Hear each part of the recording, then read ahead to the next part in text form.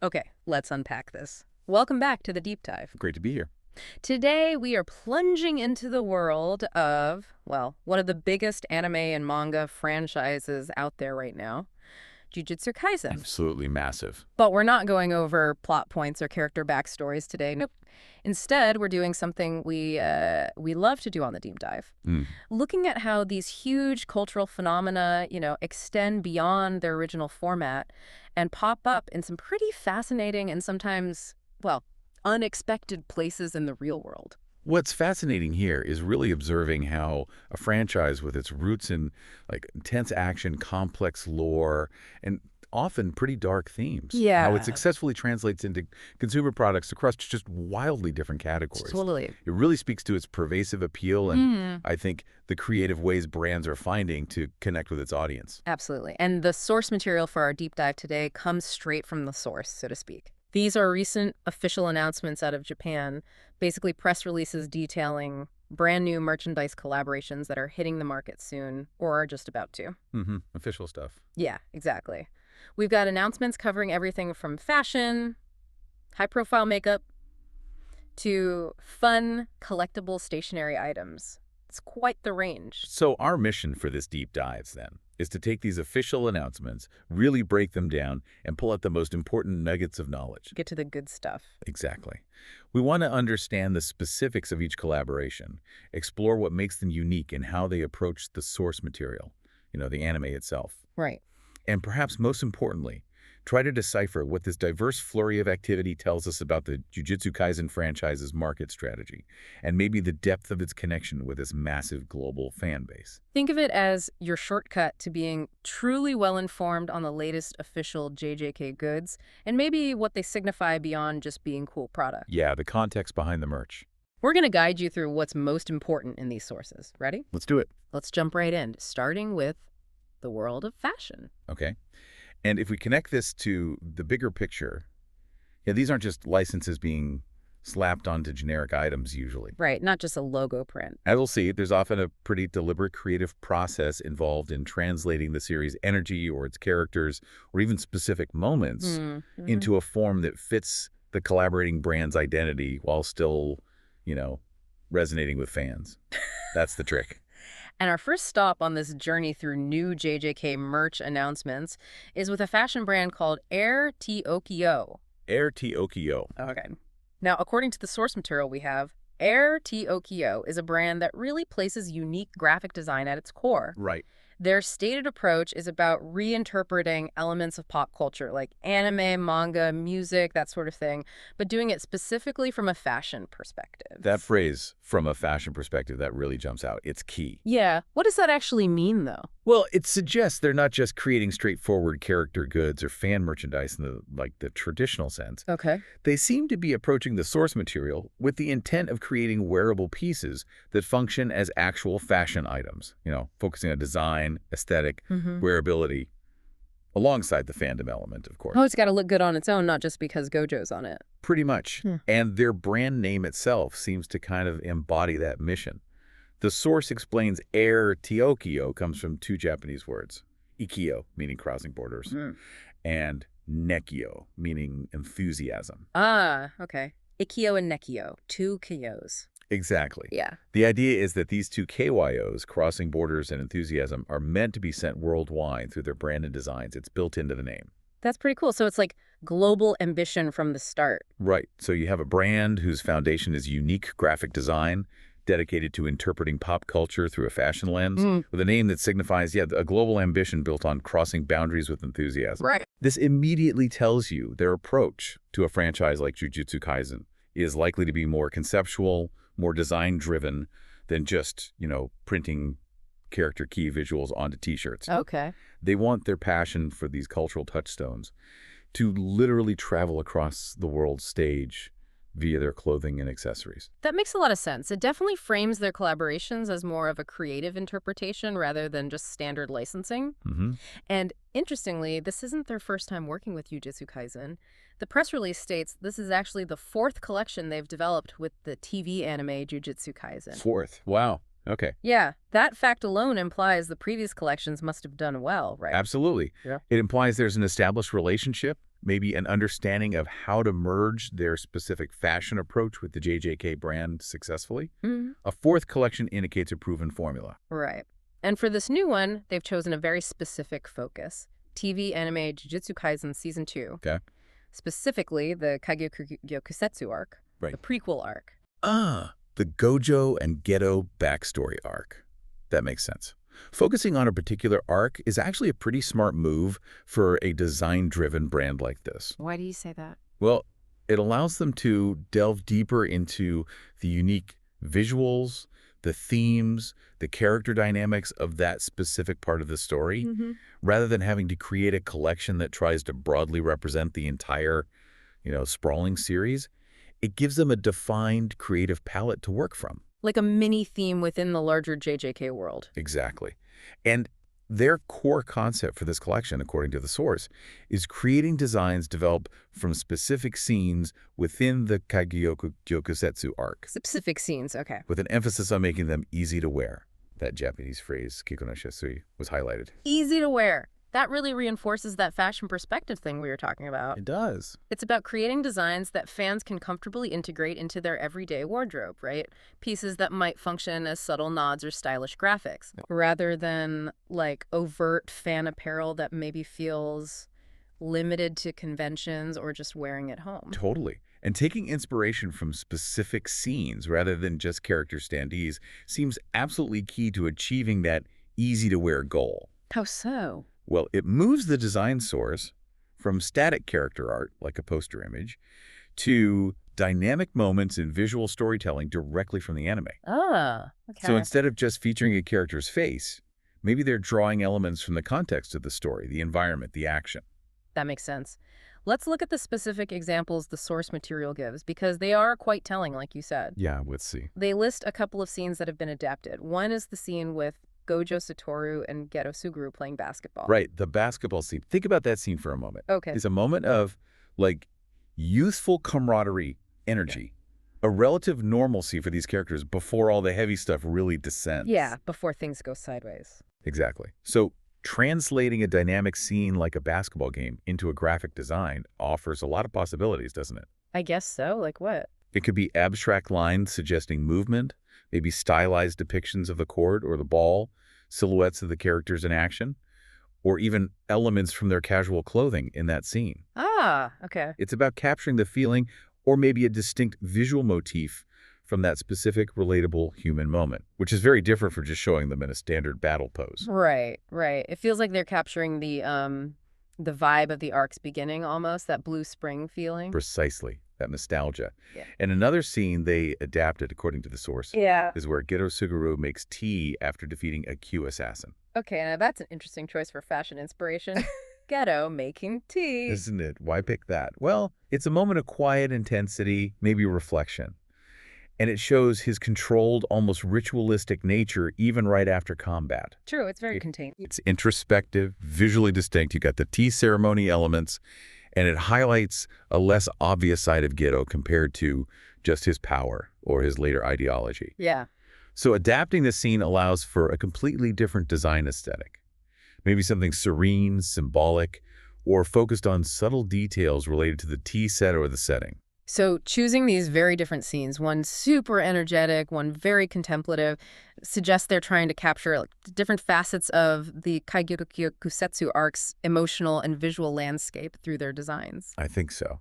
It allows for wearable art that references a specific memorable beat in the story, not just the big action moments. It really shows a depth of engagement with the source material, doesn't it? Beyond just its most iconic sequences. It seems that way. Now, the product range for this fourth collection is pretty extensive. It goes well beyond just tops. Okay, what have they got? The source mentions scene illustration t-shirts based on various moments, the basketball scene, the tea time scene, Okinawa, phone, and Hachi scenes. Hachi, okay. Various key moments from the arc. Yeah. There are also scene illustration sweatshirts featuring basketball, phone, and Hachi scenes, and scene illustration parkas for the tea time and Okinawa scenes. So plenty of apparel options across different garment types, tees, sweats, parkas. It allows fans to choose not just their preferred item, like a hoodie versus a t-shirt, but also the specific scene-based design that resonates most with them.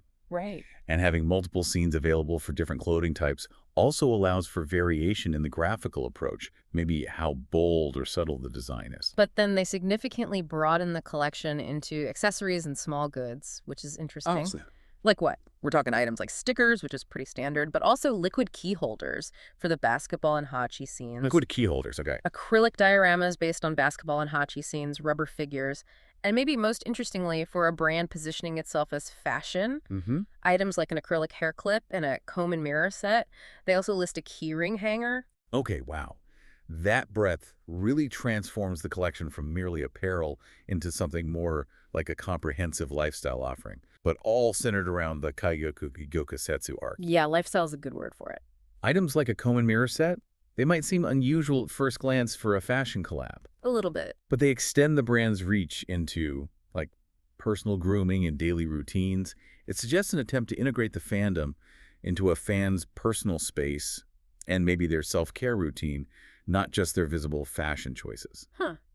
Never thought of it that way. It's about creating collectible, usable items for different aspects of a fan's life, all tied back to the chosen scenes and characters from that specific arc. That makes sense. It's about integrating the fandom into daily life in maybe more subtle ways than just a big graphic tee. Could be. And there's one specific unique item mentioned, AIR TWOKYO bubble jewelry. Bubble jewelry. Sounds intriguing. Yeah. The characters available for this are Gojo Satoru, Geto Suguru, and Toji Fushiguro. Ah, Toji.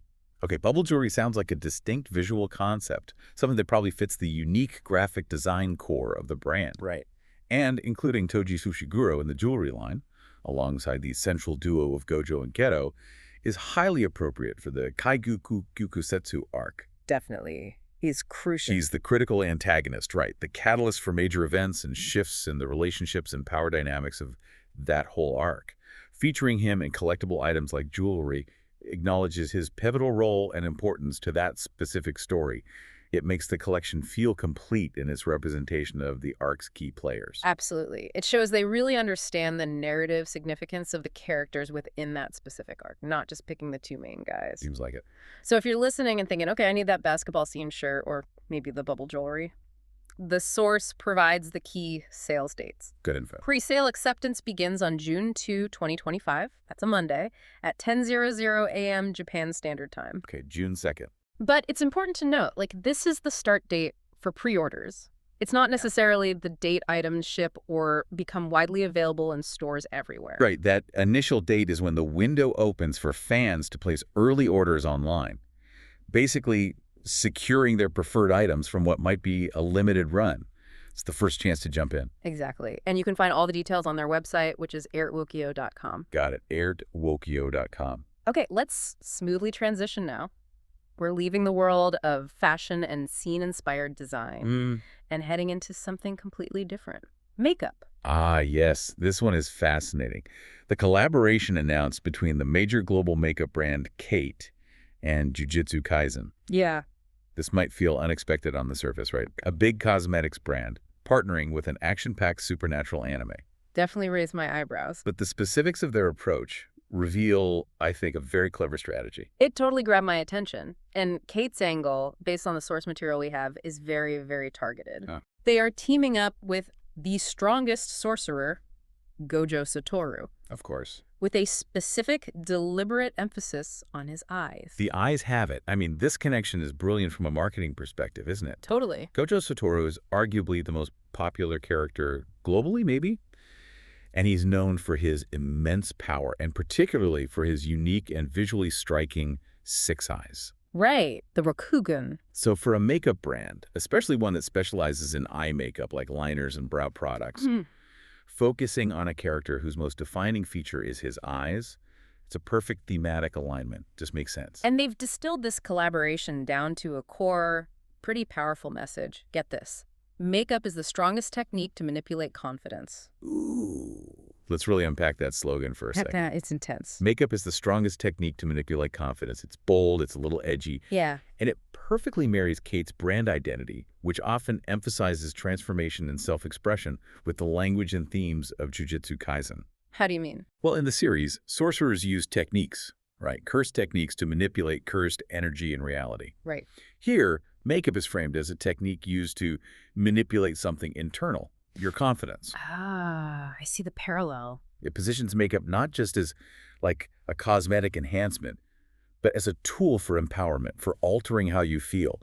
Much like a sorcerer's power allows them to assert their will on the world. Wow. It's a striking parallel that speaks directly to both Kate's transformative product use and maybe JJK's focus on mastering one's abilities for strength and impact. That is a really sophisticated way to bridge those two worlds. It's definitely not just a simple slogan. It's like a whole thematic statement that actually resonates with the series. I think so. It's clever. So the specific Kate products involved in this limited edition collaboration are two of their core offerings, Designing Eyebrow 3D and Super Sharp Liner EX 4.0. Okay, they're hero products. Yeah, and the source even highlights that these are category bestsellers based on market data they provided for certain periods, so these are popular proven products they're putting Gojo on. That makes sense. Collaborating on best-selling products ensures maximum exposure and aligns the JJK branding with Kate's most recognizable and, frankly, effective items. It's a high-profile integration onto products many customers might already use or at least be familiar with. Smart move. Now, the design details for the limited edition packaging. This is where the fan service really comes in. Okay, let's hear it. The packaging features impressive scenes that specifically highlight Gojo Satoru's eyes, drawing directly from the Kaigyoku Gyokusetsu arc, which, as we just talked about with AIR TWOKYO, is a huge focal point for the franchise right now. Right. Focusing the designs on scenes that emphasize his eyes is such a direct visual link to the product's function eye makeup and the character's most famous trait. It makes the connection explicit and visually really appealing for fans. And they've gone the extra mile with some specific design features, too. The eyeliner container itself has X Gojo Satoru printed on it in, Gojo's signature color. Nice touch. But the detail that truly elevates this for collectors and fans, I think, is the special processing on Gojo Satoru's eyes on both the product box and the eyebrow 3D container. Special processing. How so? The source says it's designed to make his eyes stand out, depending on the angle you look at it, specifically reminiscent of the Six Eyes. Whoa. Okay, that's cool. This Six Eyes processing is an exceptional detail. Right. It's not just a static image. It's an interactive element that mimics the unique visual characteristic of Gojo's power.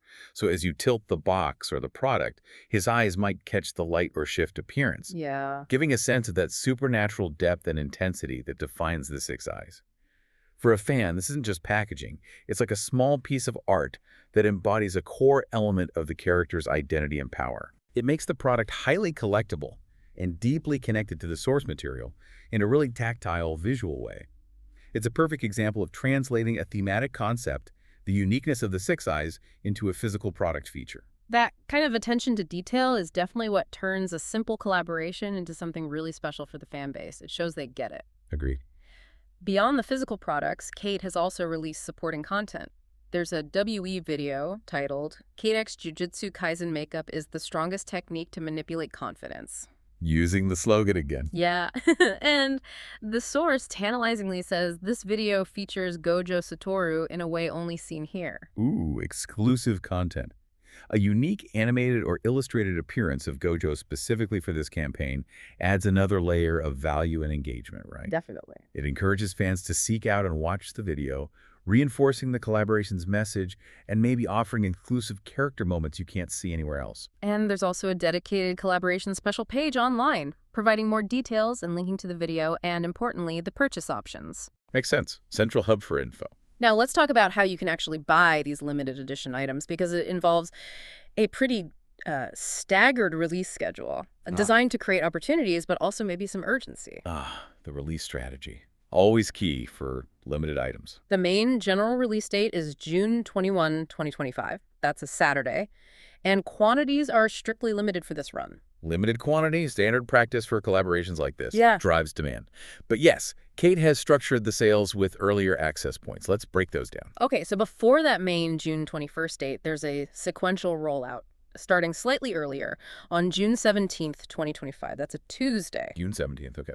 On this date, the products become available via various stores and online channels simultaneously.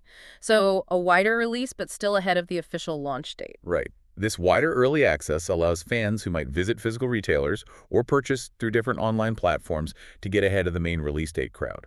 But wait, there's more. There are even earlier opportunities for the most dedicated fans, or maybe just those who are really on top of the news. Super fans. Yeah. The source details 2 specific methods for the earliest access. First, there's OK or pre-order. Pre-order, okay. This is happening through the Cow official online shop, which is called My Cow Mall. But the pre-order window is very specific and very limited. How limited? It opens on June 3rd at 12:00 p.m. JST and closes just a few days later on June 6th at basically midnight JST, 23:59.59. Wow, it's a tight window, June 3rd to 6th. Yeah. And orders placed through there are scheduled to begin shipping sequentially, starting from June 10th. Okay, so that's a short and specific window, clearly designed to reward proactive online shoppers and maybe manage that initial crazy demand before the wider early release on the 17th. It requires fans to be informed and ready to act really quickly. Totally. And the second method for earliest access is OK or pre-sale. Pre-sale. Different from pre-order. Right. This is happening at Kate's global flagship store, the AIR TWOKYO Shibuya Sakura Stage Store. Ah, physical location. Yeah. In Shibuya. Exactly. This physical pre-sale starts on Juneteenth. So around when the online pre-orders start shipping, and it just continues daily until the limited quantity allocated for this early store release runs out. Gotcha. So offering early access at the flagship store caters to fans in Tokyo, or maybe those willing to travel, provides a physical first purchase experience. Right. And for both the online pre-order and the physical pre-sale, the source mentions explicit purchase limits, usually something like 1 unit per person, per product type and color. Standard practice again, yeah. Yeah. To prevent hoarding and allow more fans a chance to buy. And the source makes it clear supplies are limited for these early sales windows. First come, first served. And here's a really crucial detail for collectors and anyone aiming for that earliest purchase. The source explicitly states that the standard sale, the one starting June 17th, it does not include the special bonus item. There it is. That bonus item is the key incentive for navigating the earlier, maybe more complex purchasing methods. It rewards fans who go the extra step with a desirable exclusive. Gotta get in early for the good stuff. So what is this bonus item? For those who successfully purchased during the Cow online shop pre-order, June 6th, or the Shibuya flagship store pre-sale, starting June 10, they receive 1 random original sticker out of 2 possible types. And both sticker designs feature Gojo Satoru. A limited random bonus sticker. Classic collectible tactic, right? Totally. It encourages repeat purchases during that early window for anyone hoping to get both designs, maybe. And it adds that extra layer of exclusivity for fans who manage to secure their items early. As like a tangible thank you for being an early adopter. Makes the hassle potentially worth it for hardcore fans. Now, beyond the product sales, Kate is actively engaging fans through social media, specifically running 2 campaigns on X, formerly Twitter. Okay, social engagement. What are they doing? The first campaign is titled, "Which is your favorite Gojo Satoru scene?" This runs from June 2nd to June 16th. Tying into the scene focus again. Exactly. To enter, you follow Kate's official X account, choose one of 4 pre-selected Gojo scenes they provide, and then post about your choice. The prize is 1 random full product set, either the eyeliner set or the eyebrow set for 10 winners. Okay, that first campaign is brilliant. It directly links the product design back to the source material's most memorable moments involving Gojo. Yeah. It leverages existing fan discussions about favorite scenes and uses that as an entry mechanism. Encourages interaction with Kate's brand around a topic fans are already super passionate about. Smart. Totally. The second campaign uses the hashtag #MyReally technique. Using their slogan language. Right.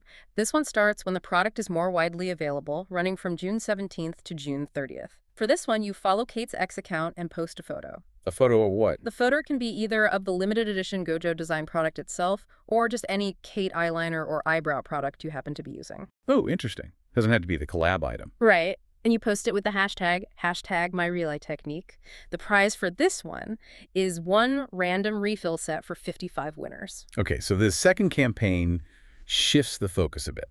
It encourages fans to either showcase their purchase of the actual collaboration item or connect their existing use of Kate eye products to the brand's core message.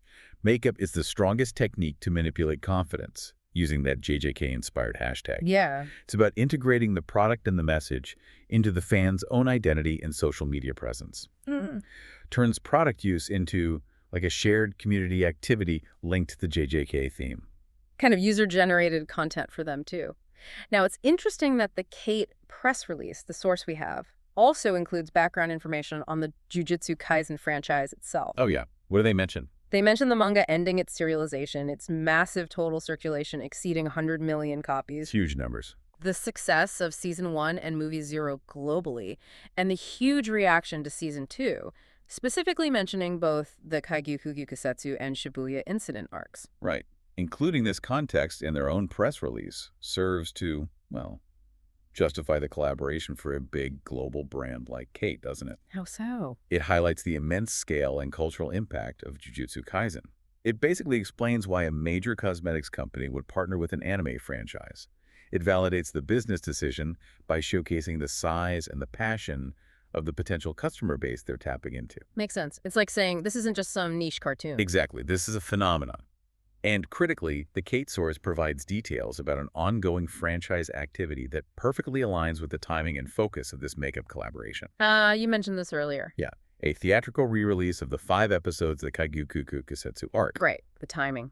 They note that the music has been remixed for 5.1 channel surround sound. Ooh, fancy. Some music has been rearranged specifically for the theatrical version, and there's even a new theme song, Ayo no Sumika, acoustic fair, by Tetsuya Kitani, which is an acoustic arrangement of the original TV opening theme for that arc. An acoustic version. Interesting. This is where the strategic synergy becomes incredibly clear, I think. Oh, so.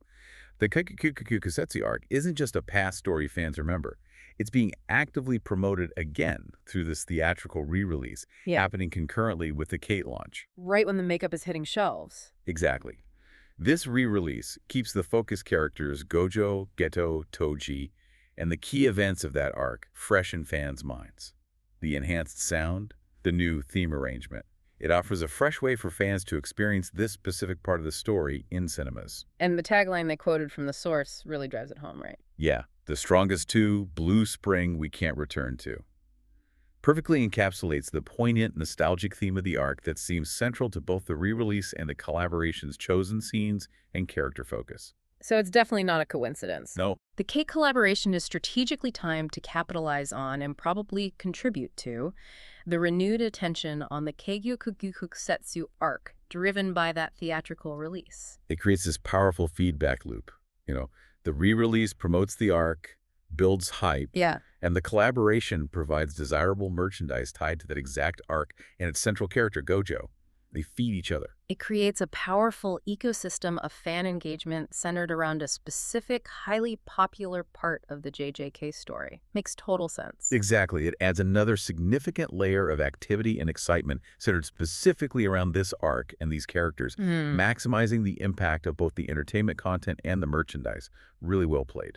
All right, let's shift gears one last time for today's deep dive. We've covered fashion with AIR TWOKYO, cosmetics with Kate, and now we're moving into the realm of stationery and collectibles facilitated by an online lottery service. Okay, different again. This brings us to a collaboration with Kujibikido. Kujibikido. Which the source material describes as an online lottery service. Kuji being lottery, where players can participate easily from their smartphone or PC. Right. A key feature mentioned is that there are no losing draws. You're guaranteed to win something with every single play. Always a plus. Hate getting nothing. Their focus, as described, is on character encounters and excitement, giving you that little thrill of the draw. So it's basically a digital Kuji, right? A popular format in Japan for getting exclusive character goods, often through a game of chance, but you do it online instead of at a convenience store. Exactly. You pay per draw, and you get one item randomly selected from a pool of prizes, which are usually organized into tiers of rarity or value, A prize, B prize, etc. Gotcha. And the name of this specific lottery is the Jujutsu Kaisen Online Lottery Mini. Stationary Ver. Okay, let's break that down. The mini part of the name likely suggests the scale or format, maybe featuring smaller items or more likely those chibi-style characters. Oh, the cute little ones. Yeah. And Stationary Ver clearly indicates the theme of the merchandise offered in this particular lottery. Stuff for your desk.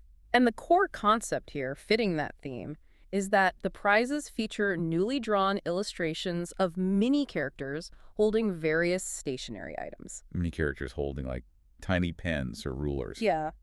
And the items themselves are designed for desk areas and general stationary use. Okay, the appeal of mini characters, or chibis, is huge in the anime and manga merchandise world, right? Totally. They're often depicted in cute, simplified, sometimes playful styles, making them highly appealing for smaller, collectible items like charms or badges.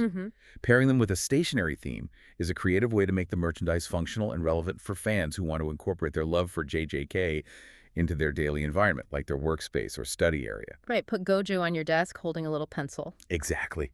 And the fact that the illustrations are newly drawn is also a major draw for collectors. It ensures the art is exclusive to this specific lottery, not just reused assets. Good point. Exclusivity matters.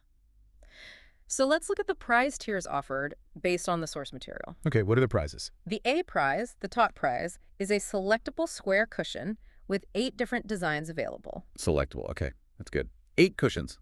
The B prize is an acrylic stand, also with 8 types. Acryl stands, very popular. The C prize is an acrylic charm, again, 8 types. Charms, yeah. And the D prize, typically the most common prize tier you'd get, is a 75mm can badge, also with 8 designs. Right. So 4 distinct prize tiers, A through D, each offering a variety of items: cushions, stands, charms, badges, featuring those mini character illustrations in their stationary themed poses. Yep. And the source clarifies that with each draw, you win 1 item randomly selected from the types available within the prize tier you drew. So if you draw a C, you get one of the 8 C prize charms randomly. Unless it's the A prize. Right, unless it's A, the no losing draws guarantee means you'll always get at least a D prize can badge, maybe more likely, but you could potentially draw those higher tiers. And the selectable A prize is actually a great feature, like you noted. Yeah, it's a nice touch. If you're lucky enough to draw the top tier prize, you aren't subject to the randomness within that tier. You get to choose which of the 8 cushion designs you want. Which significantly increases the chances you get your favorite character or a design you really love. Definitely. The randomness for B, C, and D adds to that lottery excitement, I guess, and probably encourages trading among fans trying to complete sets. Exactly. It's a balance between the thrill of chance and the guarantee of getting something, with a special benefit for hitting the jackpot, the A tier. Now, the source also lists the specific characters who are featured in the keywords for this particular lottery. Okay, who's included in this one? We've got Yuji Itadori, Megumi Fushiguro, Nobara Kugisaki, Kento Nanami, and Satoru Gojo. Ah, interesting. That character list is quite interesting when you compare it to the previous 2 collaborations we just discussed. How so? Well, Gojo is included, naturally, but this lottery also features Yuji, Megumi, Nobara the main student trio, and Nanami. Right. Characters not central to the Kaigyoku Gyokusetsu arc. Exactly. This provides a broader representation of the main cast, reaching beyond the specific prequel arc focus of the AIR TWO fashion and the Kate makeup lines. Good point. It suggests this Kujibikido lottery aims to appeal to fans of the main protagonists and other popular characters from across the series, offering a wider character scope than the other 2 June releases. It definitely caters to fans with maybe a broader range of favorite characters or fans who prefer the main storyline characters. Seems likely. Kujibikido also has an O-Make, a bonus campaign for this lottery. Okay, another bonus. Yeah, if you purchase a 10-draw set in one go. Ah, the bundle purchase. Right. You receive 1 random postcard out of 8 possible types. Gotcha. This is a standard but pretty effective incentive in these online lotteries. Buying in bundles of 10 not only increases your chances of drawing higher tier prizes just by volume, True. but it also guarantees you an exclusive bonus item, the postcard, that isn't available through just buying single draws. It encourages fans who are aiming for specific items, or just want multiple draws anyway, to commit to a larger purchase up front. And the randomness of the postcard adds yet another layer of collectability or potential trading fodder. Makes sense. Gotta catch them all. So the sales period for this Kujibikido online lottery is set from June 12, 2025, that's a Thursday, at noon JST running through to June 30th, 2025, a Monday, ending just before noon JST. Okay, mid to late June for that one. Each single draw costs 660 yen, including tax, but you gotta note there's a separate shipping fee on top of that, which is typical for these services. Right, shipping adds up. And the purchase page is found at kujibikido.com/LP Jujutsu Kaisen -3. The 3 suggests maybe they've done JJK lotteries before, too. Probably. So another major wave of official JJK merchandise launching in June, right in the middle of the month, and overlapping quite a bit with the other collaboration releases we've talked about. Yeah, so if we kind of bring all 3 of these collaborations together now, AIR TWOKYO, KATE, and Kujibikido, what's particularly striking is definitely their launch timing. All 3 are rolling out new official Jujutsu Kaisen merchandise within roughly the same 2 to 3 week window in June 2025. This simultaneous launch feels highly strategic. It creates this concentrated period of excitement and activity around the franchise. A JJK blitz. Kind of. Presenting fans with multiple, diverse opportunities to engage with new official goods almost concurrently. Keeps the buzz going. And we've seen the sheer variety in the types of products offered, right? High-concept fashion and lifestyle items based on specific scenes from AIR TWOKYO. Yeah. A targeted global cosmetics collaboration focusing on an iconic character feature and that thematic message from KATE. Right, the confidence technique. And then fun, collectible stationary items obtained through an online lottery format from Kujibikido. The diversity is really key here. It shows the franchise is effectively targeting different consumer interests, different lifestyles, probably different price points within its massive fan base. Something for everyone, maybe. Potentially, from wearable art to beauty products to desk collectibles. Yeah, there's something for different segments of the audience, or maybe even the same fan who wants different types of things. And while the Kujibikido lottery features that broader range of the main cast, both the AIR TWOKYO fashion collection and the KATE makeup collaboration show that very specific shared focus on the Kaigyoku Gyokusetsu arc and characters like Gojo, Geto, and Toji. And that specific focus, as we discussed, doesn't seem arbitrary at all. Not at all. As we noted, particularly with the KATE collaboration, this focus is timed perfectly with that theatrical re-release of the Kaigyoku Gyokusetsu arc episodes happening concurrently. Right, that's synergy again. This coordinated effort, new merchandise focused on the arc, and a theatrical run of the same arc, it amplifies the impact of both. The merchandise benefits from the buzz of the re-release, and the re-release provides context and renewed fan interest for the merchandise. It creates that powerful ecosystem of fan engagement, all centered around a specific, highly popular part of the JJK story. So what does this overall picture reveal about the Jujutsu Kaisen franchise's market strategy right now? Well, it seems to show its maturity and its global ambition, I think. It's leveraging its immense popularity through a really multi-pronged approach. Yeah. That integrates the series into diverse aspects of fans' lives through, generally, high-quality, thoughtfully designed official products across different industries, fashion, beauty, collectibles. They're really branching out. These collaborations seem to move beyond just standard fan merchandise. Yeah. They feel like creative interpretations and integrations that allow fans to express their connection to the series, the characters, even specific story moments in novel ways, whether that's through their clothing, their makeup routine, or just decorating their workspace. So as we wrap up this deep dive then, we've seen how these recent official Japanese announcements paint a pretty clear picture of a vibrant and strategically managed merchandise landscape for Jujutsu Kaisen. Definitely looks that way. We've explored AIR TWOKYO's unique approach to fashion based on those specific, sometimes unexpected scenes. The tea-making. Yeah. KATE's surprisingly insightful makeup collaboration centered around Gojo's iconic eyes and that powerful thematic message about confidence. Right. Strongest technique. And Kujibikido's fun online lottery offering collectible mini-character stationary goods for a broader cast. All of these detailed right there in the official press releases. These initiatives really highlight the franchise's broad cultural footprint and its sophisticated efforts to engage with its global fan base across various product categories and consumer experiences, and often, as we saw, coordinated with other franchise activities like the re-release to maximize impact. It makes you think. Seeing Jujutsu Kaisen show up with such specific and thoughtful collaborations in fashion, high-profile makeup, even themed online lotteries, all hitting around the same time, it makes you wonder just how pervasive this whole phenomenon will become. Where else could it pop up? Exactly. What kind of totally unexpected collaboration could possibly be next?